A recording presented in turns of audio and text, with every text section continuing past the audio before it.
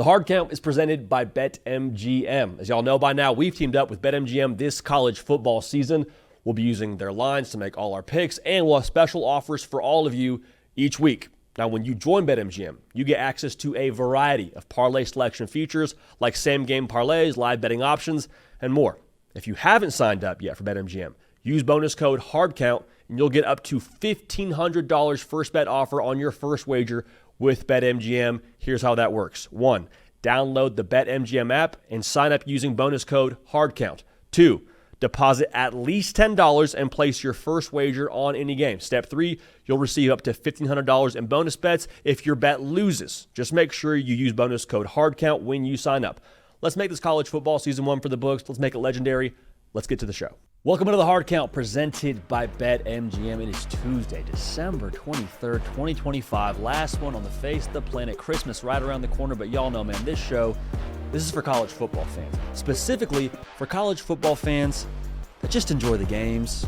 Like right now in the world of college football, we're judging the playoff rankings retroactively, and everyone loves to be toxic during this time of the year. And I hear it, I get it, I understand it. Heck, I'll refer to that here in a matter of moments. But if you're a college football sicko, spot the ball. I don't care what conference you're in. I don't care what uniform you have on. I don't care what your record is. If you're playing 11-11 football and it's being overseen for now by the NCAA, we're watching, we're dialed in, and this show is for you, and we appreciate the heck out of y'all for being what the show is, essentially, being the community and being the backbone for what we have going on here. Got a lot to jump into. I got some stuff on the Michigan coaching search. We have predictions for the second round now of the college football playoff. We also got some news around the transfer portal, some big names jumping in or intending to jump in. We'll talk about that here in a matter of moments. But again, this show presented by BetMGM. And for those of y'all now that use BetMGM, we got some good news. Little college football odds boost token for you here. Go ahead and zero in on every snap. Activate your odds boost token on any college football bet. You'll receive a bigger payout if your bet wins. Not a bad way to live. We'll have some takes for you on what we think you should do with your funds in this college football playoff relative to teams that are going to win. But I want to start with some of the discussion on what I alluded to at the opening here when it comes to just things being toxic right now in college football. I'm not here to sit down and talk about the SEC is this relative to the rest of the country and the Big Ten belongs here and do like the whole Power 4 conference, beat my chest and say how great they are. I'm not here to do that. But the discussion around what we saw from the G5 teams in the first round of the college football playoff, I think was all over the place. I just want to give my take here for once and for all before we jump into the rest of the show. I am not anti-G5. I'm not. I think if we have 3 G5 teams that deserve to be in the top 12 and have a case to compete for a national championship, put all 3 of them in there. I do not care. I am anti-auto bids because auto bids reward conferences. Conferences don't play for national championships.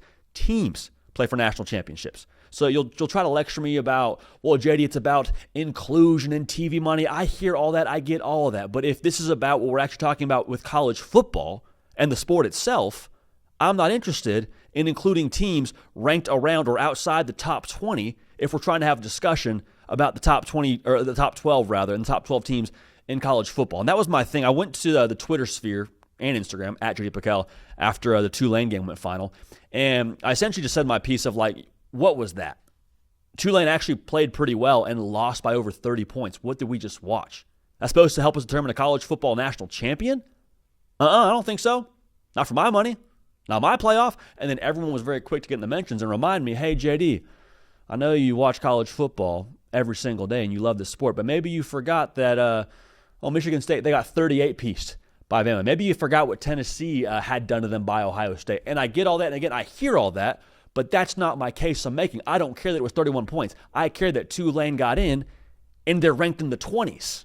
That's my issue. If Tulane is in the top 10 and they show up and they get boat raced in the first round of the college football playoff, that's sports, dude. It happens. In college football and other sports, it happens.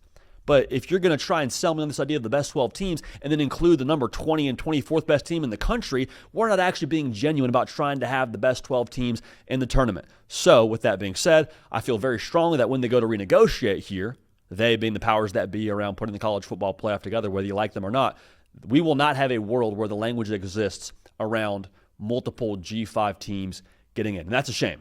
That's a shame because there should be spots for teams that have earned spots regardless of what your conference affiliation is. The unfortunate part of the matter here is I think the SEC and the Big Ten are going to demand a certain number of bids. Notre Dame's going to demand some language where they can get in if they're a top 12 team, and I'm here for all that.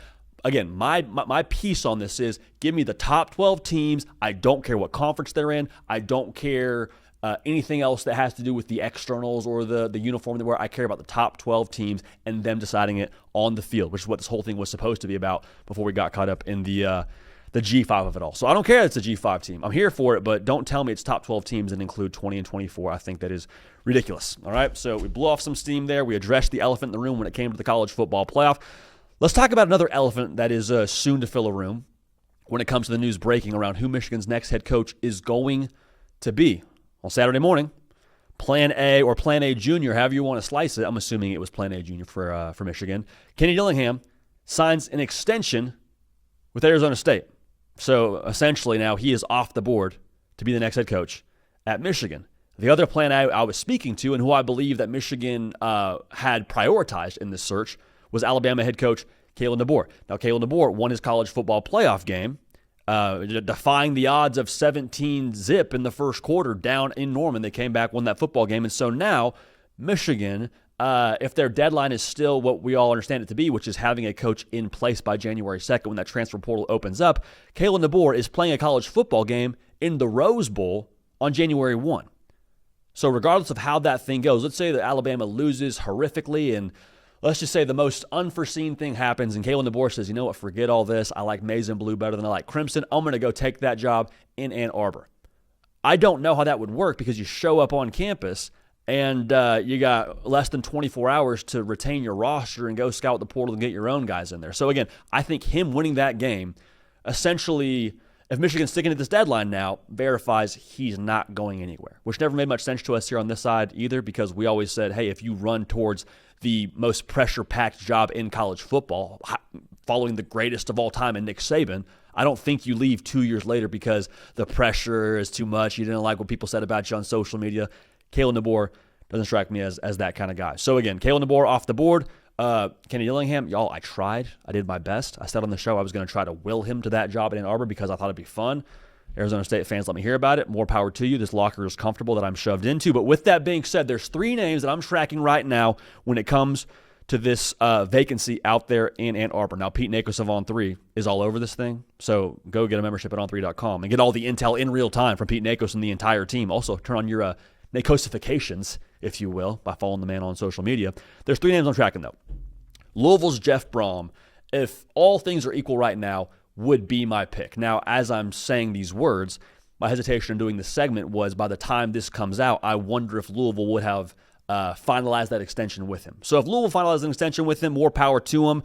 Remember now, Michigan did not have to pay Sharon Moore a dime on his way out. So that's what getting fired for cause does for you. So maybe that allows them to still keep knocking on the door until it gets open. But as it stands right now, Jeff Brom would make a lot of sense to me. He's done more with less at Louisville. He knows the transfer portal era. We talk about it a lot. The fact that he has been the equivalent of Lane Kiffin in the ACC and had success at a reasonable level at Louisville, I think deserves to be noted, especially with the possibility of what could happen whenever you hire a new head coach or your head coach gets fired. Your new roster becomes very much so up in the air. I think Jeff Brom could put that thing together. My favorite thing about Jeff Brom, though, he speaks quarterback fluently. He was a quarterback. He's developed quarterbacks. He knows offensive football. And what is the future of Michigan football riding on? More or less, that right arm of a number 19 true freshman currently on campus in Ann Arbor. If I'm Jeff Brom, I take that job. I say, hey, Bryce, let's go be great. I promise you I have done more with lesser talented quarterbacks. Let's go eat. Let's go be great. Stick to this vision. Let's go attract some talent via the portal, and we'll go light up scoreboards. I would love that for Jeff Brom. I'd love that for Michigan. But here's the tricky part with even this wish of mine for Jeff Brom to take the Michigan job. Again, I'm not willing this like I was Kenny Dillingham to Arizona State. So Louisville fans, olive branch, I'm not wishing this upon you. The thing that I'm curious about with Jeff Brom is similar to Kenny Dillingham. Like Louisville's home for Jeff Brom. He went there. He played there. Believe he was born there. Like Jeff Brom, if you're going to leave the place that is home for you, you're leaving to go to a place that is everything you could hope for and dream for and is a ready-made situation for success. Y'all, that's not Michigan right now. Unfortunately, it's not. Like, do we know that the AD they have right now is going to be the AD they have here in 2 to 3 years? I don't know. I'm not sure about that. Like, Michigan right now is not a situation you walk into, turnkey, we go win national championships. It could be that if you get the right guy and the right resources behind you. But, like, if I'm Jeff Brom, it's got to be, like, everything I want and then some if I'm going to leave Louisville. And right now I don't know that Michigan checks that box. So, same deal here for Eli Drinkwitz. There's not the hometown sentiment that Jeff Brom has, but he'd probably be my second choice if I'm just throwing darts at these names that I think make the most sense. He's kind of that same profile as Jeff Brom. He's just done it in the SEC when it comes to doing more with less. No shade on Missouri. Like, we just understand you're kind of up against it when it comes to what those teams are in your conference and what you have to do to have success. So hat tip Eli Drinkwitz for that. He's energy, he's offense, he's swagger. Like, talk about flipping the script on where Michigan is right now as a football program. Just in a polite way to say it, it's weird. In another polite way to say it, it's bad vibes. I think Eli Drinkwitz walks in there tomorrow if he's, decides to take this job if they offer it to him. And Michigan as a personality immediately becomes more energetic. I think they become more aggressive. I think they become more, for Michigan fans, maybe not Michigan fans. I think in general, if you have no dog in the fight, you are at least interested in how Eli Drinkwitz operates as the head coach at Michigan, with how he talks at press conferences and the sound bites he gives you when he's talking about a 40-team playoff. Like, I see Eli Drinkwitz at Michigan. I see intrigue. I see juice. I see excitement. Dude's proven he can recruit. Like, you can recruit at Missouri. You can definitely recruit with a different letter M logo behind you. But again, the question becomes, hey, listen, Eli Drinkwitz just signed an extension at Missouri. Are we sure that the spot that Michigan's at right now is worth leaving what he is building to at Missouri? Also, are we sure that with Eli Drinkwitz's name coming up in different jobs every other offseason, that Michigan's the one that he wants to jump for? I don't know. Remains to be seen. That would be a touch surprising. Jed Fish, another name that you're going to hear. Again, I've been pretty firm on this stance. Jed Fish is a good football coach. There's no argument about that. I just don't know that I want to go hire someone that worked for Jim Harbaugh. Not because he's not a good coach, just because of optics. Now, if you say, forget optics, we want to win football games, I'm here for that too. More power to you. But it doesn't really get me quite as fired up as those other two names in Drinkwitz and Brom. Now, this is not going to happen. All right, I texted Pete Nakos this name and just got a lot of ha-has back. So go ahead and take of that as you will. Does this job where we're at right now on this search not scream John Gruden? Like, honest, I know it probably won't happen, but just with where they're at right now, he's first team all living room. He's energy, much like those other coaches that I mentioned. And to be honest now, Michigan, you're already in the we'll see where this goes territory with whoever you hire. Like, whoever you hire, we're out of slam dunk territory. We are firmly in the, hey, this could work. I hope this works. Why not go that direction with a head coach who's got a Lombardi to his name, who's an absolute psychopath, and who probably wants to get back into college football, and I bet you would be pretty excited about coaching at a place like Michigan. Like, don't Michigan and John Gruden in some way, shape, or form kind of like need each other? Like, Michigan need a head coach. You also probably need someone who's going to bring some juice. In my opinion, I'd like to have a guy that's going to bring a splash here for the fan base and how bad vibes have been and to retain our roster. John Gruden wants to coach college football from everything I've heard, listening to the sound bites I've seen on social media. Now, I know John Gruden also said, I want to be in the SEC, but you know what? Michigan and the brand that is, I don't think that's any step down at all from what John Gruden was saying to that team meeting room, I believe that it was in Athens, Georgia. So I don't think it'll happen. Don't hold me to it.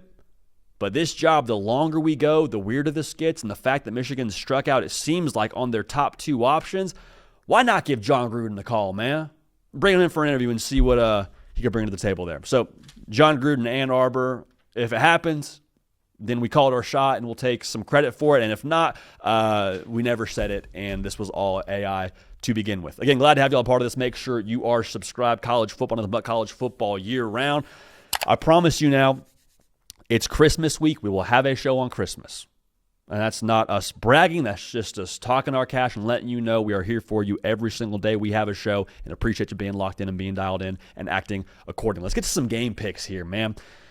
New Year's Eve, the first college football playoff game of round 2. It's 7:30 Eastern. It's the Cotton Bowl. It's Ohio State and Miami going at it in Jerry World, baby. Two iconic logos, two elite lines of scrimmage, two, really intriguing head coaches. This matchup, a rematch of the 2003 Fiesta Bowl that had all the juice and then some. I cannot wait. For this game. I love that we get it for the first game of the second round of this playoff, obviously on ESPN. Ohio State, according to BetMGM, opened at 9.5. As soon as the clock hit triple zeros in College Station, Miami won the football game. It has since gone up a half a point, favoring the Buckeyes at a nice round number of 10. Now, why is that? I don't know. We'll see. Now, for Ohio State, here's my question. Do we see them switch personalities, the way they switch personalities, at the end of last season before the playoff? Because it's, history isn't everything and correlation is not causation. But remember, Ohio State last year lost their final game before the playoff 13-10 to Michigan, and it was salt in the wound. It was semi-apocalyptic in Columbus. And then Ohio State took that negative energy, flipped it around, turned it into motor fuel, and then went out and won the national championship. In a less dramatic way, Ohio State also lost their last game before the playoff in the Big Ten title game, 13-10 to Indiana. Not the same emotional juice, but I'm just saying now, hey, we'll see. We'll see. Do we see them switch personalities into hunting mode? I'd like to see that from Ohio State because the personnel, there's no questions as to what they have when it comes to the Jimmies and the Joes out there in Columbus. But for Miami, I said this after the game finished, but they are the crazy guy of college football that has a little bit of blood coming from the teeth because they took a punch. They got the cauliflower ear. Like they're nuts right now, dude. And the best part about it, they're embracing it. And I think that level of freeness they're playing with and the level of just aggression we saw them play with in College Station, it was already house money to begin with in some respects, depending on how you looked at it. If you're a Miami fan, the fact that you made the playoff was huge. Now you wanted to validate it. They've done that now. So, again, double-digit underdog in front of everybody on New Year's Eve and playing Ohio State. What do you have to lose, Miami? I'll tell you this. I don't think the personnel that Miami has is 10 points worse than Ohio State if you were to line it up on paper. Now, how does this game go remains to be seen. But I think when you look at how you would beat Ohio State if you are Miami, look at the one team that did beat Ohio State. And y'all, to be real, Miami possesses the tools to execute what I call the Hoosier method. All right, now the Hoosier method is you rush the passer, you run the freaking football. Okay, now Indiana, they weren't dominant on the ground, but they ran for over 100 yards. Listen, Mark Fletcher now, 10 yards a carry against A&M. Now I know A&M and Ohio State, different front sevens, different run defenses, but I don't think it's a stretch to say Mark Fletcher could be the best back that Ohio State's seen to this point in the year. I think that's crazy. Also, when you got the hot hand as a running back and those holes look wide open and your pads feel better behind you and those legs feel a little bit fresher coming off a $170 against a team in the SEC at their place, Mark Fletcher now being able to tote the mail, set Carson Beck up. We could be in a good spot here if we're the Canes. That's part one of the Hoosier method. Second part is, again, rushing the passer like I already alluded to a second ago. Indiana, they had 5 sacks when they played Ohio State. Okay, so if you're keeping track, over 100 yards on the ground and 5 sacks from the Indiana defense. If I'm Corey Heatherman, I'm going full just like motivational speaker mode, dude. I'm playing all the clips from the Big Ten title game, and I'm getting Ruben Bain's grill, and I'm talking to Mesidor. I'm saying, yo, you can do this. I promise you can do this. You see them getting after Julian Sand and chasing him around and getting him on the ground 5 times? Ruben Bain, you're more than good enough to do this, brother. Let's go out and play our game, and we'll see what happens. We're 10-point dogs in it. We'll see what happens here, boys. That's in play here for Miami. With the fact that they got after Texas A&M to the tune of 7 sacks.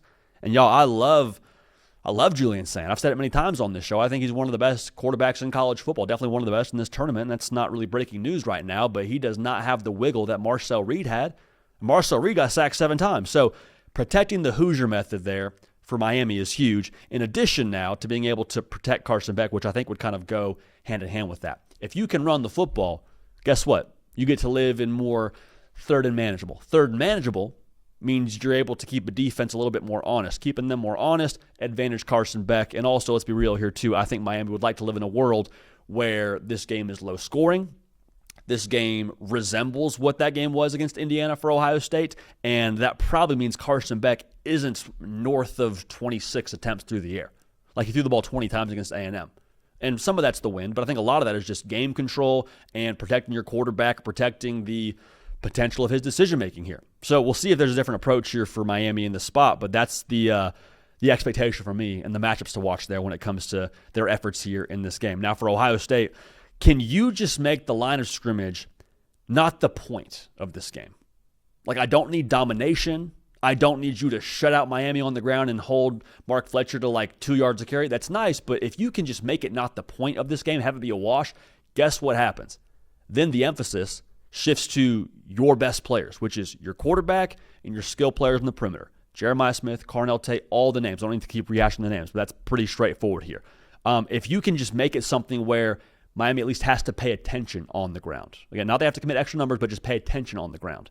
That third level, they love to run sideline to sideline, stick their nose in there, hand out football headaches, shades of Caden Smith, produce the hard count here, 2-time All-Sun Belt safety at App State, neither here nor there. They love to be aggressive in the run game. When that happens, you have less dudes back there for Jeremiah Smith.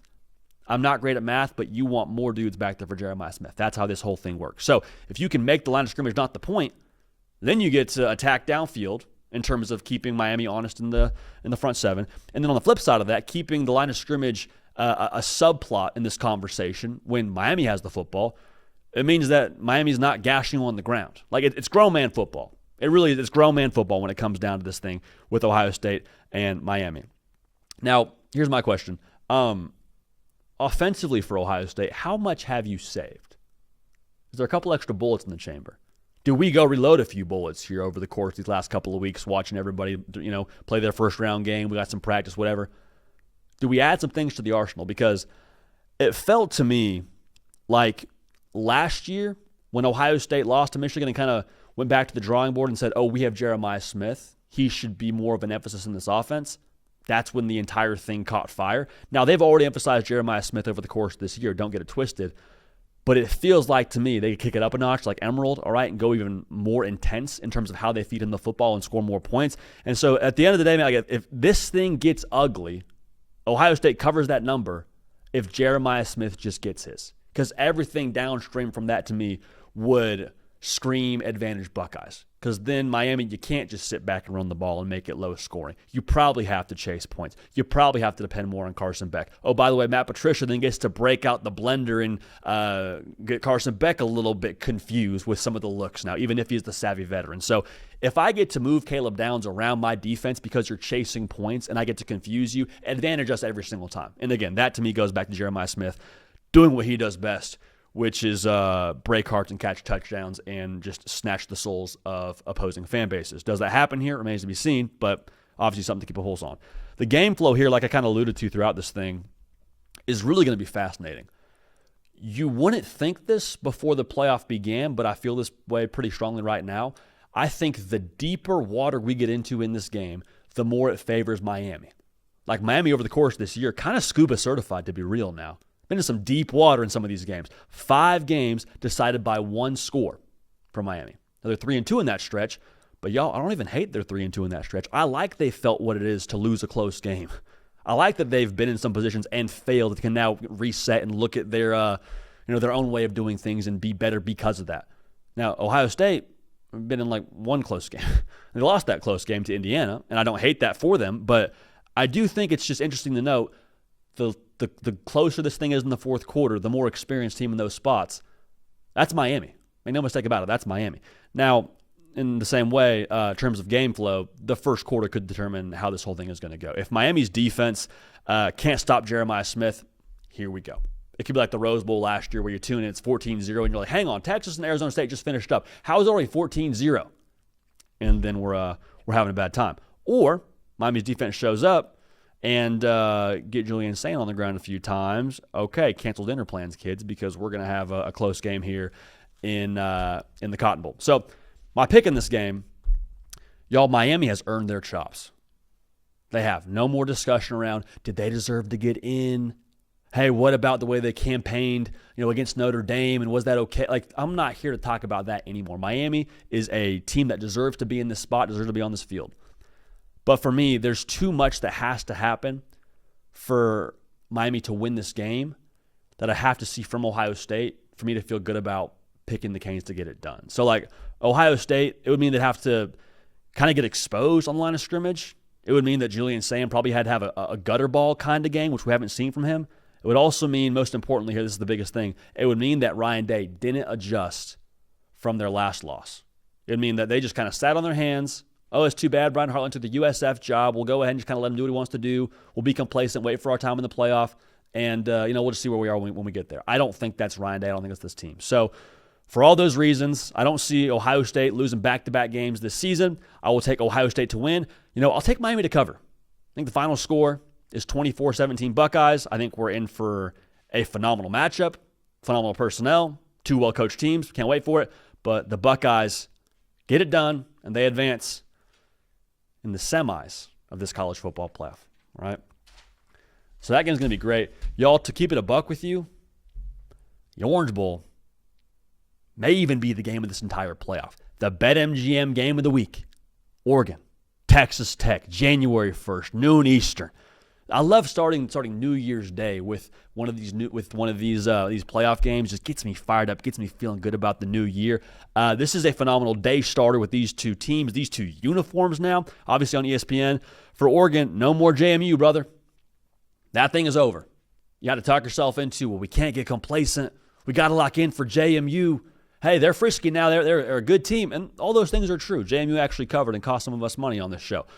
But with that being said, the knocks around Oregon aren't going away because you beat JMU in the first round of the playoff at home. Like, you want to prove you're genuinely a different Oregon team here under Dan Lanning? You want to prove this is a different era? Okay, go prove it. There's your chance. Go take it. Go take it with you being a 1.5 points favorite as it stands right now. We'll see if that line moves going into a massive second-round college football playoff game in the same spot now, different game, but same spot that Oregon got embarrassed in front of the entire world against Ohio State in the Rose Bowl last year. Same part of the bracket, but we'll see what happens there. We'll unpack this in further detail here in a second. But for Texas Tech, I think this is their moment where they can take respect, because I think everyone still sees Texas Tech and they see the double T that they're not that comfortable with when it comes to being a top-tier college football program. They look at the Big 12 patch on their jersey and the Big 12 sticker on their helmet, and they don't really feel that great about that. There's not these huge non-conference wins to validate who Texas Tech is. They just took BYU to school twice and just absolutely dog-walked the Cougars in two separate spots. So it's like, congratulations, you can beat the second-best team in the Big 12. That's what people are saying. But you want to turn down all that noise? You go beat a team in Oregon that's stocked with elite personnel. Respect is yours.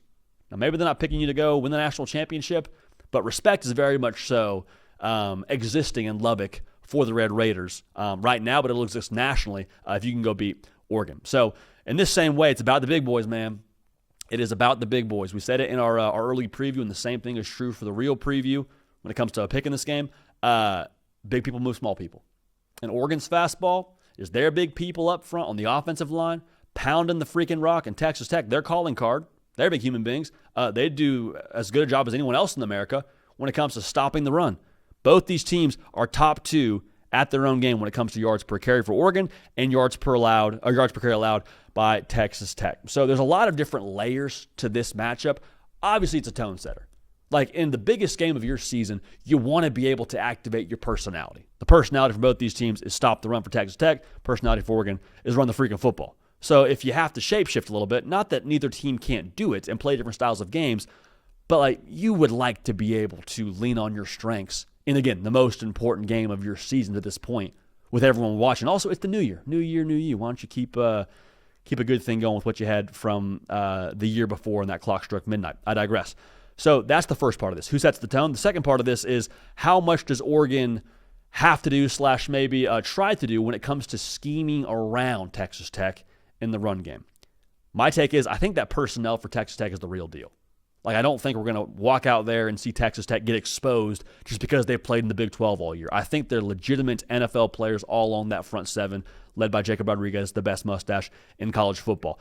Do we see Will Stein in one of his swan songs, one of his duck songs, as the OC here at Oregon before he takes the Kentucky job? Do we see him with some sleight of hand, some misdirection deep in the bag? So we've seen him do that at different points throughout his career in Eugene. And if there was ever a game to have a deep bag, like, gosh dang it, this is the one.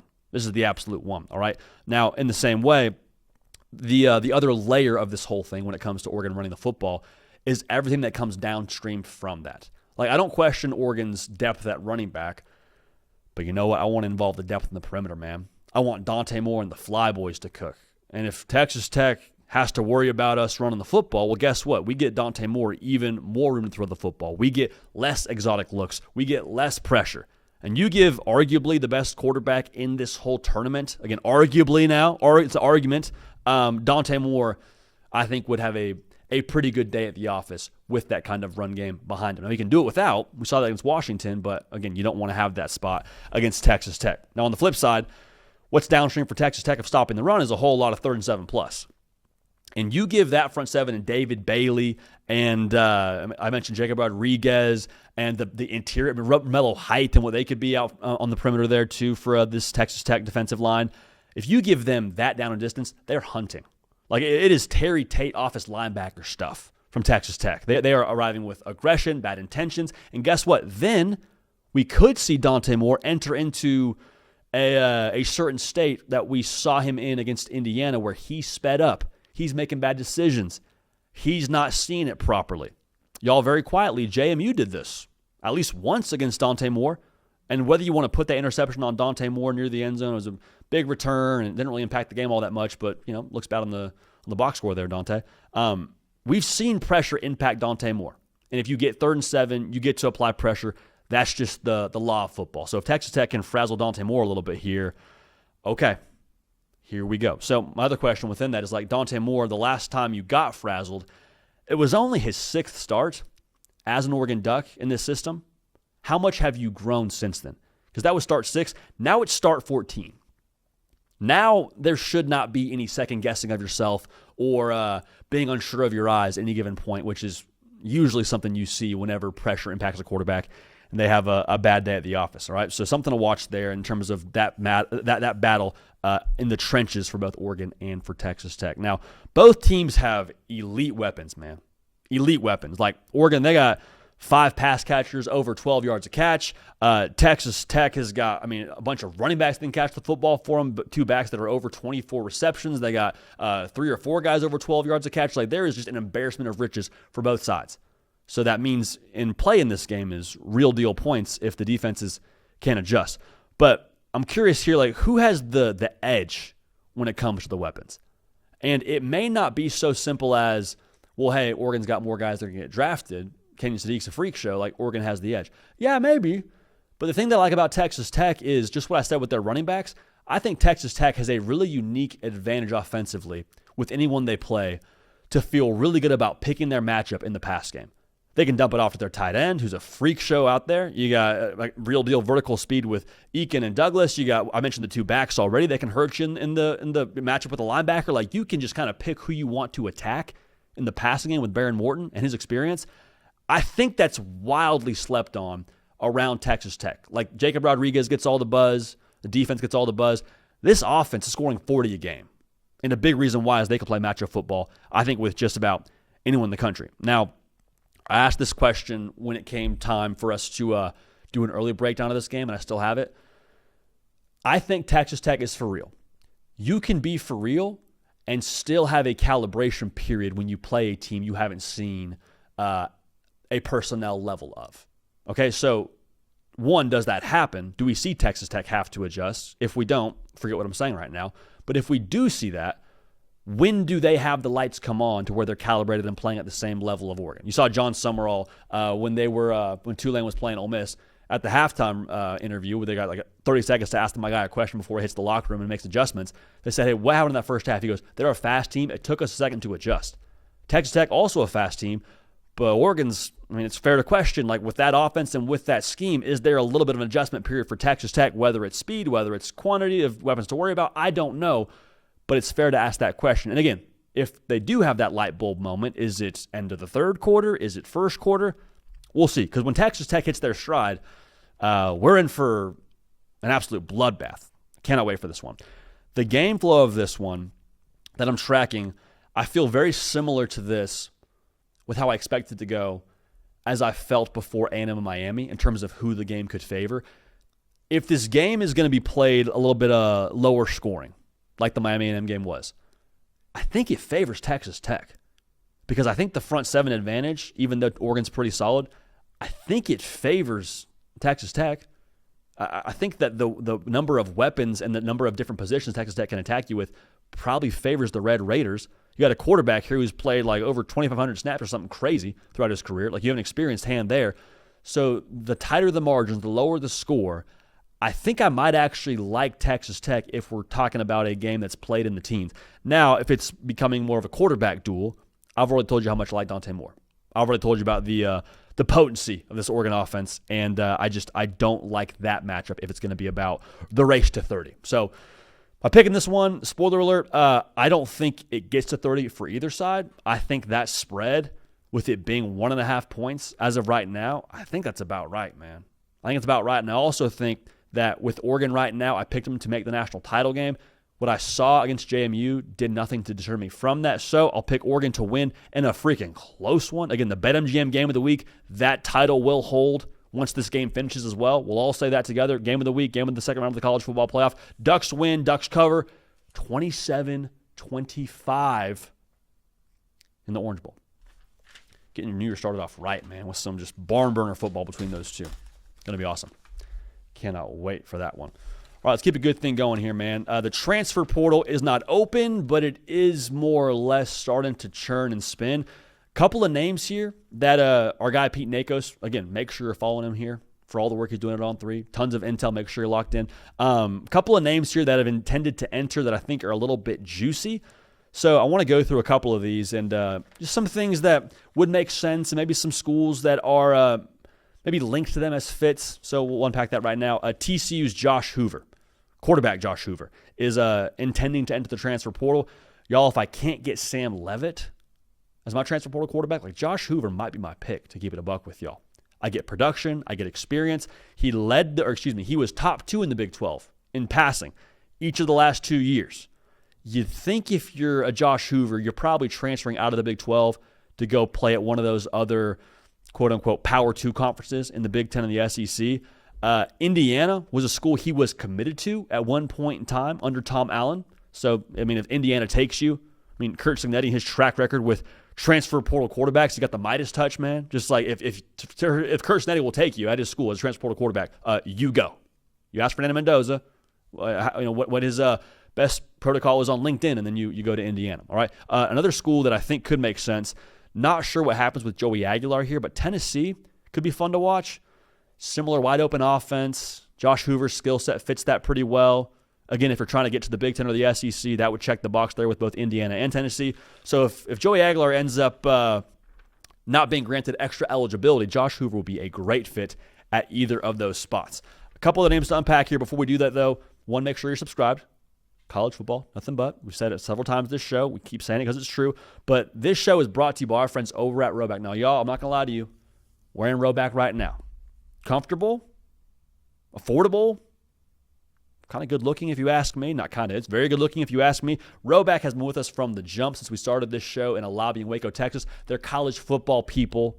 They're just like you. They're people that watch this show, and they have one of the best products, I think, in the quality activewear space, if not the best product in the quality activewear space. So if you want to get right for the holidays, I know Christmas around the corner. JD, I forgot to get a gift. I got you. Save you some money.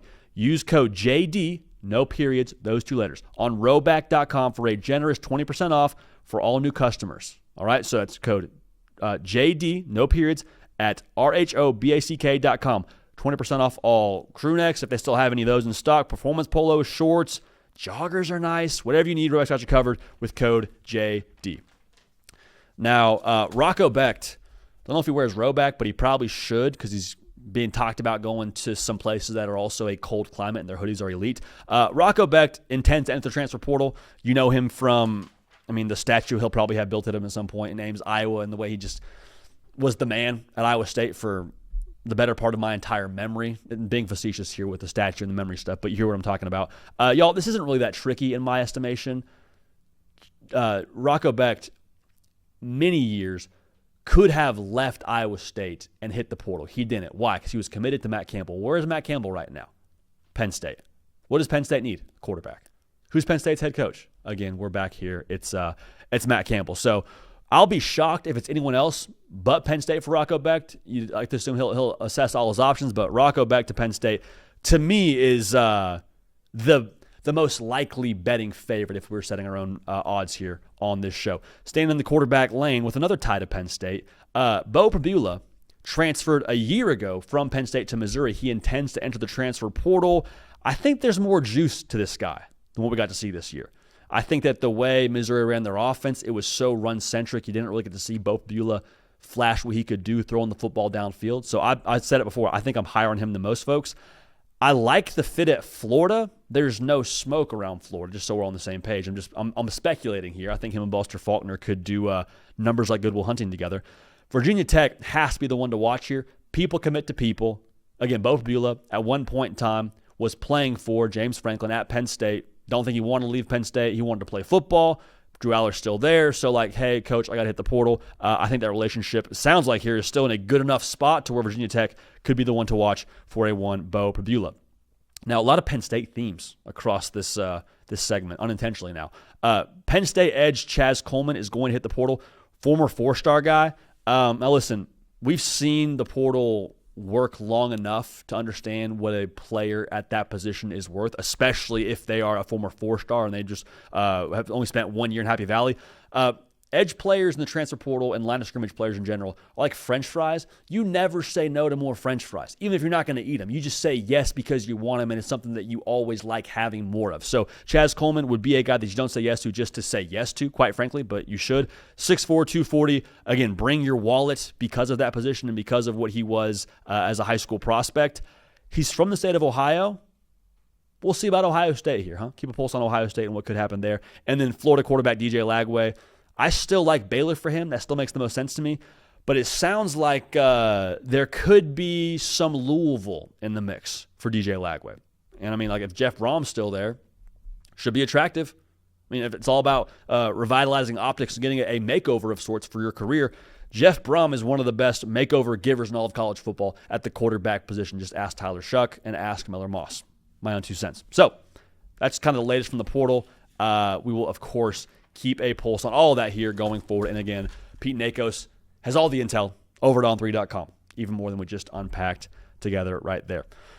The granddaddy of them all is a college football oil painting. It's the San Gabriel Mountains behind that historic venue as the sun sets over that place. I mean, it's everything that's good and right and true with college football. It's January 1st, New Year's Day, 4 Eastern, ESPN. You gotta love this, dude. It's Indiana, Alabama. You got to love this. JD, Indiana? Yep, Indiana, Alabama, baby.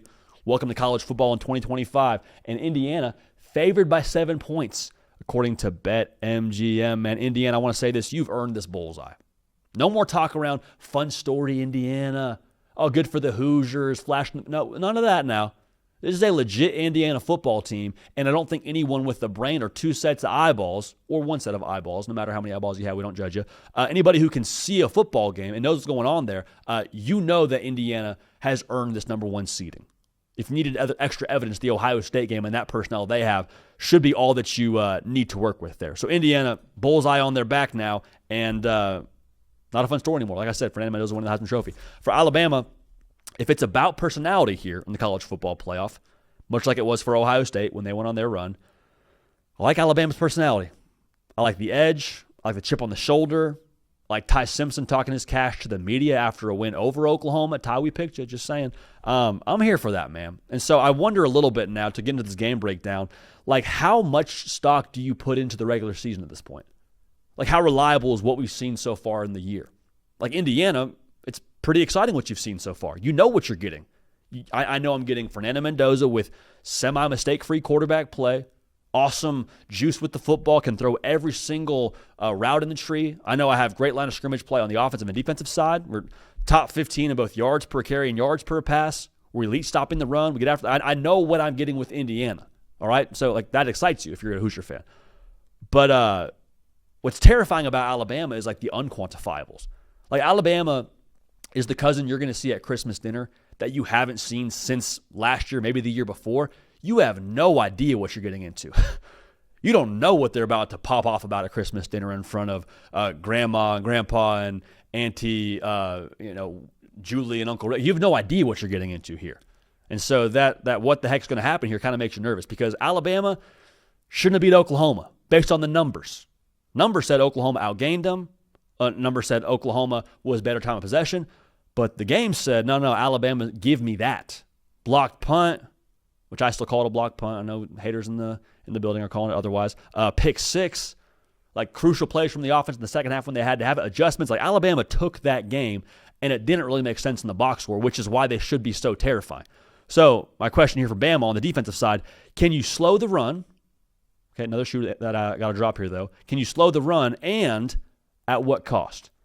Because I think for Alabama, you can probably throw numbers at that box and say, Bray Hubbard, go fill that thing and go stick your nose in there and try to stop the run. You probably have to play one high against this Indiana outfit, which is like 55% run the football team. They're going to try to pound the rock. But if you're playing one high, the question then becomes, how much do you trust and how well can your DBs, quite frankly, execute if they're on an island out there with Elijah Surratt and Fernando Mendoza's out here dealing dimes? I don't need them to win all the battles. I need them to win enough now to keep themselves in the game and keep themselves off the ropes. You're going to have to trade blows with Indiana if you're going to go one high, but I think you have to, because what you want to avoid is a crowbar to the freaking face from Kalen Black and Roman Hemby, and that's just not the way you want to live. So in a weird way now, you want to try to put the game on Fernando Mendoza and that receiving core, because your strength is almost mirroring their strength with what you have in the secondary, and you're giving up almost 4 yards a carry as a defense. It's not a good formula for how Indiana's run the football. You got to add extra numbers in. Now, Alabama, offensively, can you win the pre-snap, and can you win the space and post-snap? Like, I don't think Ty Simpson's going to have 3 Mississippis to the football. If the game against Ohio State is any teacher of that, we'd be well advised to pay attention to that. Sack and Julian saying 5 times. I don't know if they'll get Ty Simpson on the ground 5 times, but I don't want to drop back 3 and a hitch too much to find out. Like, it's going to have to be some things where before you even snap the football, you know, hey, I got Latsier Brooks here. I got numbers on the perimeter. I like where we're at. Hey, that linebacker, given his alignment, he's way too far out wide. Cuevas over the middle. We can cook with that. How much does that happen? It has to happen if Alabama's going to the football game, all right? That's how I feel about it, because you can't run the ball. And this is a point where I think most breakdowns you hear this week or around this game will say, can Bama find a way to run the ball? Can Bama manufacture something on the ground? I'm not asking for that anymore. It'd be cool. I'll be pleasantly surprised if it happens, but I'm not asking for that anymore because it doesn't make sense to ask for when we haven't really seen it from Bama for the majority of the season. So it's about, can you win pre-snap? And then again, when you get the ball to your playmakers in space, can they go do something with it and keep Indiana as an offense watching more of this game than they would like to? Got to extend drives, and extending drives to me goes to winning in space against those Indiana defensive backs. Now, on the offensive side for Indiana, I think Fernando Mendoza, with him being the Heisman Trophy winner, there's going to be pressure on the guy, right? Now, I don't know if he feels pressure. Seems like he's sort of immune to that, which is a good thing if you're a Hoosier fan. I don't need him to have this Heisman-level day against Alabama, though. I really don't. I need him to be clean. I need him to not turn the football over. I need him to be efficient. I need him to convert third downs. But outside of that, you should feel pretty good if you're Indiana with what you have in the line of scrimmage. You should feel pretty good about taking swing after swing at that front seven for Alabama, and eventually the dam cracks, and eventually it's a flowing stream of Hoosier rushing attack, and you're in a very good spot at that point in time to kind of command the game. Indiana, quietly, one of the best time possession teams in college football. They could very easily here force Alabama into a bit of submission, is my own take on this thing. Right now, the non-box score stuff is really what you have to consider when you break this game down in terms of picking a winner. Is Alabama just in find-a-way mode? You know what I'm saying? Like Notre Dame last year, we've compared multiple Notre Dame playoff games to this year's playoff because I think it's a good teacher with 1 year in the 12-team playoff. Notre Dame just refused to lose. And it didn't always make sense. They weren't always more talented, but they just refused to lose and kept winning games until they played for a national championship. Can't explain it. They just refused to lose. Is that Alabama this year? Line of scrimmage isn't favoring Bama. Oh, well, we got Ty Simpson, and he's not going to throw an interception. He's going to make things happen with his legs. He's going to will this team to victory yet again. It's not going to show up in the box score, but Ty Simpson put the team on his back as the JanSport Player of the Year here on the Program Awards, and Bama just found a way. Does that happen? Or, in the non-box score stuff, another way where Bama would win, I mean, what happened the last time we saw a number 1 seed play in the Rose Bowl? Now, Jeremiah Smith is not suiting up for Bama, so hear me clearly, but I wonder a little bit now, has Indiana played their best football? It's worth asking the question. Couple of couple of weeks off now. Mendoza's been at the award ceremonies. Everyone's telling you how good you are. I don't know. We'll see. Getting excited for Pasadena. My pick in this game is very much so geared towards what I don't feel good about projecting. Like, I don't feel good about projecting Alabama to turn Fernando Mendoza over, not just once, but probably multiple times if you're going to win the game. Mendoza has a total of 0 multi-interception games this season. 0. So be a first for you, Bama. More power to you. The physicality of Alabama up front. I don't think you learn how to stop the run and run the football in January, unfortunately. Maybe you can find a way to do it at different points in the year, but not in January here. So for all those reasons, Alabama has earned their way in, but Indiana will earn their way forward. Hoosiers win in the Rose Bowl with the backdrop of the San Gabriel Mountains and that beautiful sunset. Final score, Hoosiers win 31-20. So by that nature, Hoosiers also cover the 7 in this game. All right, now one more playoff game to break down here. We got some more to talk about here as the dust settles on this first round of the playoff. But the second round of the playoff is going to be awesome. We've broken down 3 of those games so far. The final one here for the second round of the playoff is also New Year's Day, which I love that we get all these games on New Year's Day. It just makes me happy. The Sugar Bowl, baby. Georgia, Ole Miss, 8 Eastern, ESPN in NOLA. Bring it the heck on, dude. Cannot wait for this. It's a rematch now. I don't know if y'all heard. Everyone and their mom was talking about this being a rematch now, so we're going to do our part. This game has been played before. Was played in Athens. Final score, Georgia 43, Ole Miss 35. Lane Kiffin was on the sideline. Y'all, to be real, I don't really care that much that he's not for this game. Now, for Ole Miss, the question is, do you care? Does it give you a little bit of extra edge? Whether it's real or not, does galvanized Ole Miss show up here?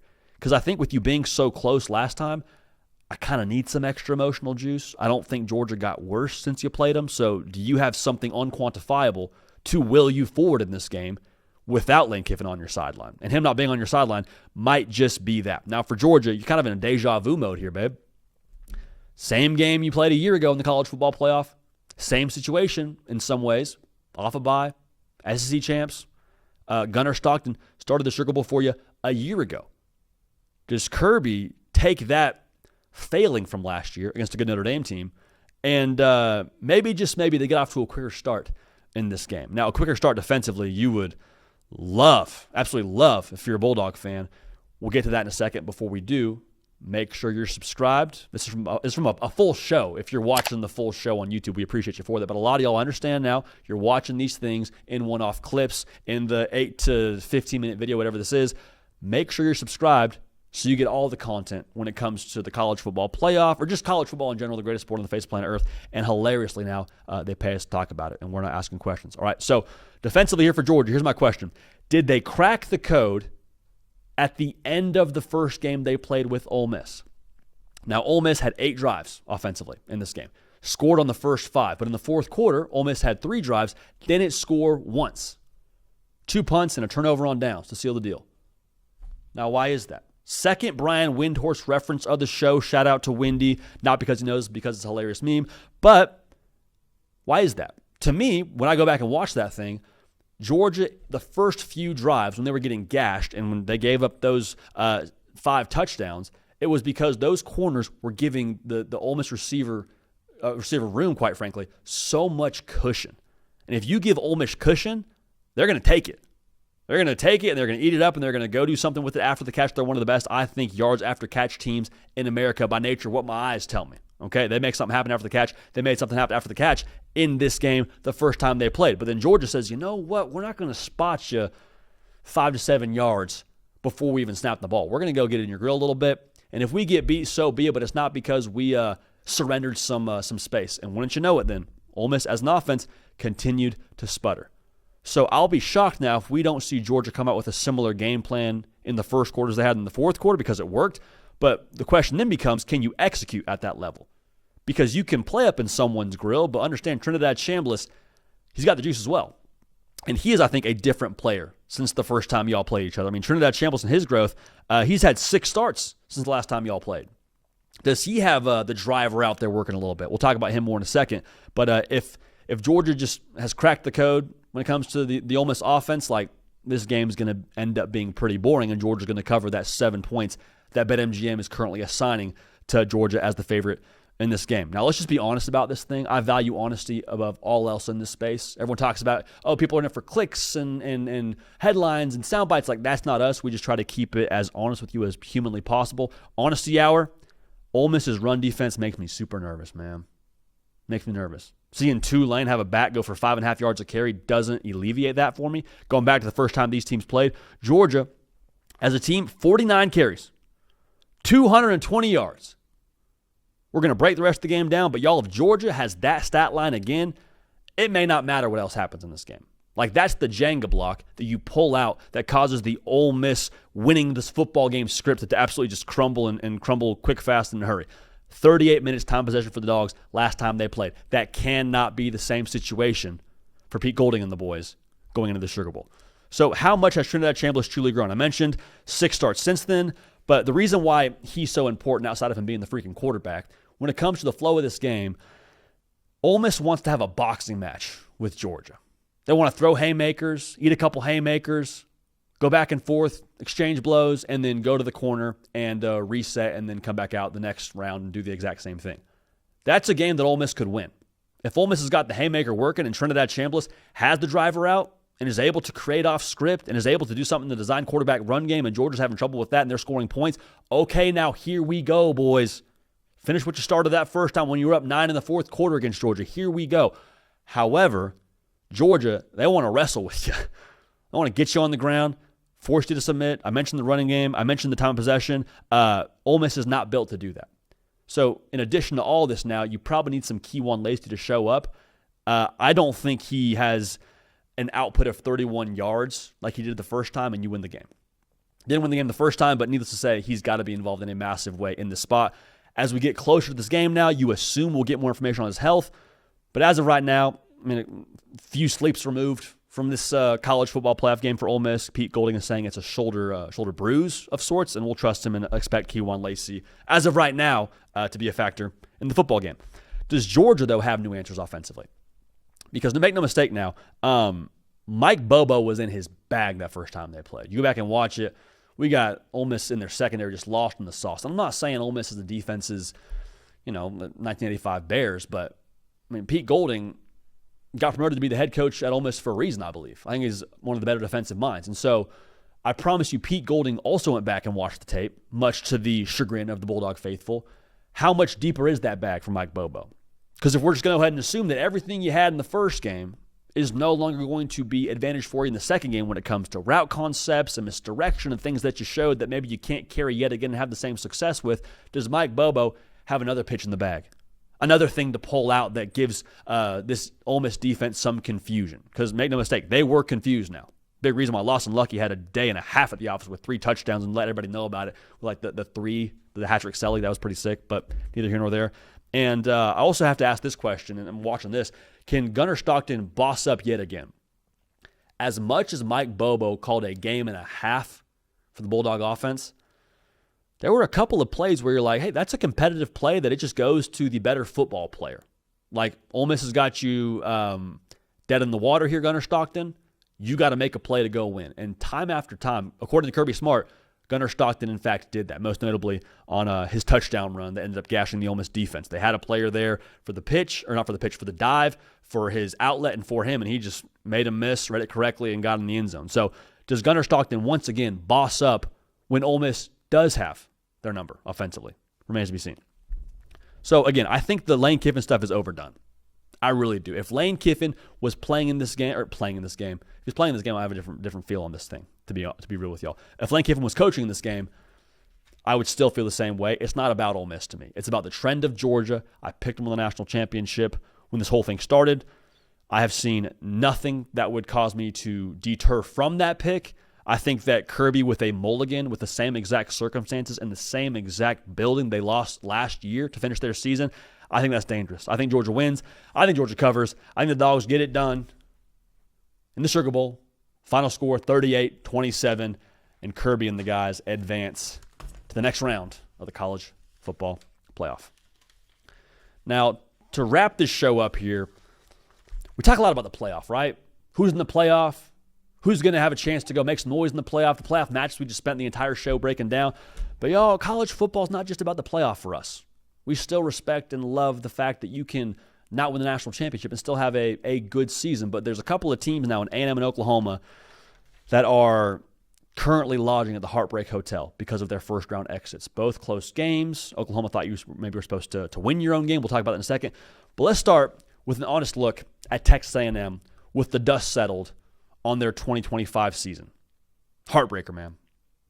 It doesn't do anything for you, but I just have to acknowledge it. Heartbreaker in every single way. You felt like if you played your best game and you just make a couple more plays in the margins and are better on the details, you beat Miami, you advanced to play Ohio State, you got some pep in your steps and momentum, all bets are off at that point, right? And I understand this sucks, and I'm not trying to sugarcoat it. But I do think the further we get from that interception that Marcel Reed threw and A&M's season was finished, I think you'll look up and say, hey, we're in a different spot than we were 2 years ago before Mike Elko got here. What are we talking about now with A&M regarding their success on the field? Actually, things on the field, right? Why'd you get beat against Miami? Well, couldn't stop the run. Quarterback was inaccurate. They made more plays than you. Shot yourself in the foot a few times. Okay, I'll have those conversations. The world that A&M was living in was, what's up with the culture? Hey, they had this top recruiting class and everybody transferred. What's up? Hey, who are they from an identity perspective? Hey, what's going on with A&M football when it comes to like who they are on the inside of that building? That was the question we all asked. We weren't talking about the personnel and the talent. That was never a question. It's still not. But you were losing football games because of things that had nothing to do with the actual drawings on the page when it came to the plays you were supposed to run. It was all about A&M between the years. We're not having that conversation anymore. And so everyone was very quick to talk about battered Aggie syndrome this, battered Aggie syndrome that. Do we understand what battered Aggie syndrome is? Battered Aggie syndrome is not just when A&M loses a football game. If that were the case, battered insert your mascot here syndrome would exist across college football. Battered Aggie syndrome is A&M having high expectations and then massively underachieving. A&M was not supposed to make the college football playoff this year by what the folks in Vegas would tell you. They weren't. So you go and lose one game in the regular season, go host a first-round playoff game, you lose. That's not battered Aggie syndrome. That's just college football. That's how the game goes. Now, you'd like to win that game. You'd like to have more to write home about with your postseason, with how good your regular season was. It was underwhelming. You could argue it was underachieving to a degree, but it wasn't battered Aggie syndrome. Battered Aggie syndrome is all the people talking about you in the preseason, then you go 7-5. Battered Aggie syndrome is you got your destiny in the palm of your hands in the month of November, and you just fumble it away with losses to South Carolina and Auburn and Texas. That's battered Aggie syndrome. What we just saw, losing to a top 10 Miami team who's got tons of NFL personnel in their own right, that's not battered Aggie syndrome with you in year 2 and them further along than you when it comes to what Cristobal's built there in Coral Gables. So next year's going to be fun. I want to talk about a game that's going to happen next year. Your second game of the season at the crib, really quick plug here, Arizona State in College Station. That's juicy, man. So if I'm an Aggie fan, let this one hurt. But if you're looking at tickets for next year and you maybe want to get a jump on there, I'm checking the Game Time app for whenever those tickets become available. Game Time, the fast, safe, effective, affordable, efficient way to buy tickets. If you want to make sure you got the best seat in the house too, when you use Game Time, you can see the view from your seat before you buy. Always a good thing, always a responsible thing. Game Time gives you that ability. So again, if you want to be at a Texas A&M game in the future, or you're looking at college football playoff tickets right now, the best way to buy tickets is using Game Time. So here's what I want us all to do together here to save some money. Saving some money here, baby. All right, take the guesswork out of buying tickets with Game Time. Download the Game Time app, create an account, use code HARDCOUNT for $20 off your first purchase. Terms apply. Again, create an account and redeem code HARDCOUNT, HARDCOUNT, for $20 off your first purchase. Download the Game Time app today. Last minute tickets, lowest prices guaranteed. So again, it's not battered Aggie syndrome. It's not. Can't convince me of it. I don't believe it. It's the improper use of the phrase. It's just losing a college football game that you were favored by 3.5 points to win. It's not the same thing. So you look up at the future for A&M, and honestly, in year 2, you made the playoff. You got a lot of momentum right now. Momentum internally, obviously. You got a lot of momentum, though, too, for Mike Elko to go attract freaking top talent using the transfer portal, on the recruiting trail. You trust the talent when Mike Elko gets it in-house is the difference now. Before, you're like, that's cool, we're talented. Who's putting it together? You now trust both the engine and the steering wheel of your football program. You trust Mike Elko behind the wheel. You trust the development apparatus in College Station. And to put another point on this, you trust the nitrous on that car, because Texas A&M has made it very clear we care to win football games. We want to go win national championships here. Let's go write some checks here, baby. To me, that's all you need to be a college football playoff tier team. And A&M verifiably was that this year. I think they'll be that here for years to come under Mike Elko. And I will be shocked now if A&M is not in a similar position that they were in the first round of the playoff that they were this past year in years to come. So, A&M, I know it hurts. Let it hurt. Let it be the fuel for you this offseason. But to call it battered Aggie syndrome is not genuine, and it's not an honest look at A&M. A year early, but the future is enormously bright for the folks in College Station. Now, I want to wrap this show up here with an honest look at Oklahoma and the season they had. Kind of a similar vibe, too, for the way A&M finished the season. Like, you feel like you had it. And even more so for Oklahoma because you were up by 17 against a team that you beat once. And everything was going your way with Mateers hooping. He looks more like he was in September. The offense is fired more than it's fired in the better part of the last, I don't know how many weeks or months. It was a new Oklahoma, and then you end up feigning in the second half, and Bama gets more in the margins than you, which you thought you were going to own the margins, and just it's a tough way to finish the season. So I'm not excusing this loss. Quite frankly, Oklahoma should have won that football game. And that's coming from someone that picked Alabama, didn't want to be wrong, but Oklahoma should have won that football game. But I do have to say this too. This wasn't supposed to be the college football playoff year. Now, I know you hear that, you say, JD, shut up. It was a college football playoff year. We all have high expectations with this logo. Like, give me a break. I understand, but look at the ingredients for this season. You were 6-7 last year. You brought in a quarterback and an offensive coordinator who, while they're both phenomenal, we believed in at a very intense level going into the season, at its core, came up from Washington State. So no guarantee what they would be. Arguably the hardest schedule in college football. And the cherry on top here is your quarterback you were banking on to be the savior of your football team in a lot of ways gets hurt before Red River. Like, the approach before this year wasn't let's go make the college football playoff. It was let's go ruin Texas's season whenever we have the chance to. Let's go make some noise, make sure they feel us, prove we belong. We'll circle the wagons when our schedule isn't the freaking Hunger Games, dude. We'll circle back when the schedule doesn't suck. 9 wins, awesome, we'll take that. We had Oklahoma at 9 wins in the preseason. We were a win too low, evidently, because they popped in a big way this year. And the season you had in one way just gets you fired up because it was a great season, but I love even more what the season tells you about who Oklahoma is. Like, this season tells me that you have a verified SEC head coach in Brent Venables. Not a good coordinator with the head coach name tag. He's legit like a head coach. To turn that ship around post-Ole Miss and to go win in Neyland and at Alabama. To punch your ticket to the college football playoff with a quarterback who's hanging on by a thread, it seems like, physically. Like, Brent Venables is a really freaking good head coach, and he's verified that now with this season at Oklahoma. You're not going to get eaten up in the SEC. That was another thought for a lot of people, right? When they get there, they don't look that great in the line of scrimmage, and you're not sure what Oklahoma is going to be here in this conference. Give the offense some time. You had some young bucks on that front, on that offensive line, but that front seven really has never missed a beat since getting to the SEC. And they didn't this year. I think you could argue they were the best defense in this tournament, depending on how you feel about Ohio State. That defense will be a constant for you here going forward. SEC, Big Ten, AFC, doesn't matter. Like, that defense will be a constant here for you. I know that because you lost Danny Stutzman from last year to this year. You lost Billy Bowman from last year to this year. Leaders of your football team. Great players on your defense. You lost them and your defense. I'd have to check the numbers to know the exact data, but I would argue probably better. That's not saying less of them. I'm just saying that speaks to what Brent Venables has built internally in Norman. And I'm trusting that defense as long as he's calling the shots. And most importantly here, the team has got a culture of resilience. That's what the season tells me. Could have packed it at any point in time. Any point in time. No one would have faulted Oklahoma for saying, well, the offense isn't that good. We kind of got gypped on what we thought this year was going to be with the injury stuff. Like, we'll circle it back next year. Again, the schedule kind of sucks. Never saw that from this team one time, even when it could have made sense for them to do that. And so you look up now, like, I encourage every college football fan to drink as much Kool-Aid as possible regarding their football team during all months of the year that are not the season, because that's the part of the year that as a fan you get to control when it comes to attitude and effort and how you're feeling on a day-to-day basis. On Saturdays in the fall, it's out of your hands. But especially for Oklahoma, man, this year was just a reset. There's no rebuilding. There's no going back to the drawing board, just a reset. Like John Mateer, I will be shocked. I'll be shocked to my core if John Mateer goes pro.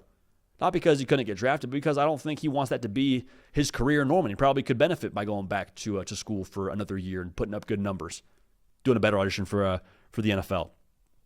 You now have optics to go attack the portal with. Similar to what we said about Texas A&M, same thing I'll say about Oklahoma. Before, if you're Oklahoma, under Brent Venables, you were selling this idea of, hey, we can get there, we just need you. We just need you to come here, 5-star recruit, high-profile portal guy. We just need you to get on board here, and we can go make some good things happen. Trust the vision, we'll eventually get there. Now, you're saying, hey, you want to come be a part of it? Made the playoff last year. This thing's going one direction, baby. Train's pulling out of the station. Shoot, BV and the boys. We're rolling. You want to get on this train here? So we're proof of concept here. And Jim Nagy, the GM that they hired, when he got hired, it was like a freaking parade on the prairie, man. It was like, hey, we got our guy, man. We're about to be set. We haven't even seen his fingerprints on this roster just yet. He had a spring portal cycle, and that's it. He's got a full offseason now to go find the guys that he wants to find to stack these cupboards with talent. So for Oklahoma, if it feels like you're just getting started, it's because I believe that you are. And I'm not selling hopium. I'm not trying to just gas you up because y'all are a great fan base and been good to us as a show. That's just the reality. Mateer back, defense stable, BV in his bag. We'll see what happens. We'll see what happens with the schedule too, but I think Oklahoma is very much so going to be a force to be reckoned with here for the foreseeable future. All right? So, for myself, JD PicKell, for Caden Smith on the ones and twos, we appreciate y'all. We love y'all. Let us know your picks in the comment section for these playoff games. We're going to keep this party rolling. We'll see y'all next time.